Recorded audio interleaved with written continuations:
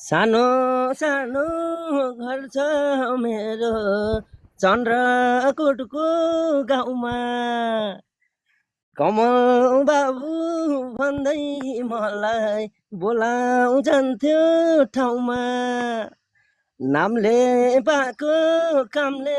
पाएको कामी दाइको छोरो नलाउ माया नखाऊ कसम नै मेरो मोर